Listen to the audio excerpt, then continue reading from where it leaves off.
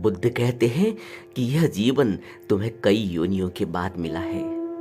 निचली योनियों के वह प्रभाव हम सभी के अंदर है। इस धरती पर एक भी जीव ऐसा नहीं है जिससे हमारा कभी न कभी कोई न कोई संबंध न रहा हो। बुद्ध महायान ग्रंथ लंकावतार सूत्र में कहते हैं, अनंत जन्मों से जीव यहाँ एक के बाद एक शरीर बदल रहा है।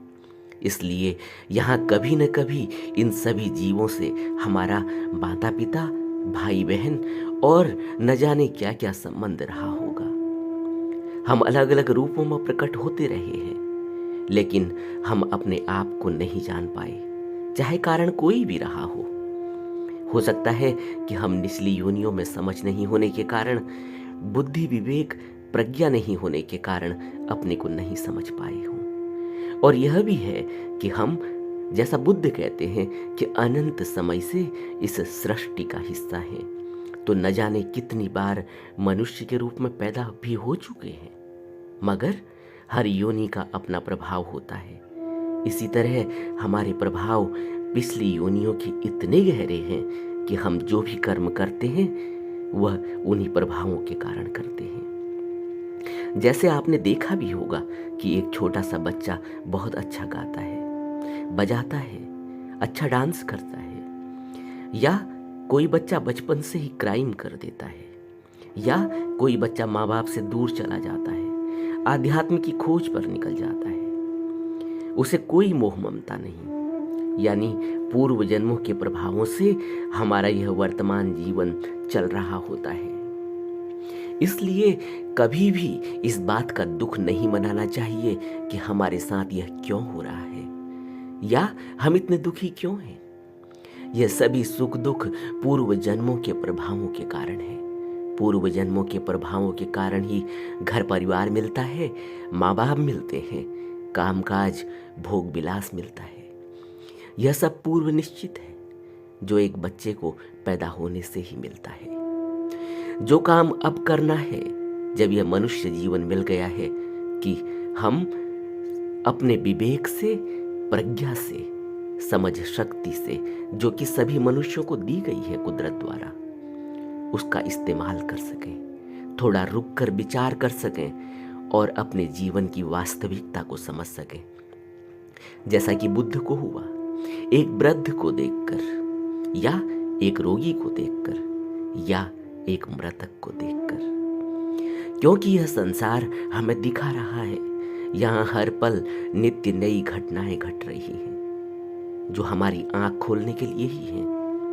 क्योंकि यह जीवन विराट है और यहाँ कुछ भी असंभव नहीं, सब संभव है। और कुछ भी ऐसा नहीं है जो आश्चर्य कर देने वाला है। जब यह समझ आ जाए, एक विचार उठ जाए, बस सोचो कि जीवन में क्रांति घटित हो गई।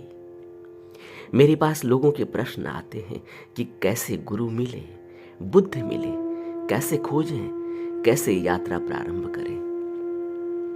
सिर्फ यह सोच जो आपके अंदर उठी है, कैसे की, वही जीवन रूपांतरण में सहायक बनेगी, सहारा बनेगी और आपको स्वतः ही आध्यात्मिक मार्ग पर प्रशस्त करेगी। आप चलते जाएंगे, खोजते जाएंगे, यही आध्यात्म का रहस्य है। आप बहुत भाग्यशाली हैं कि आपके अंदर यह प्रश्न उठा। यह पहली निशानी है कि प्रज्ञा जगी। अभी बहुत कुछ होना बाकी है, बस लगातार खोज करते रहनी है।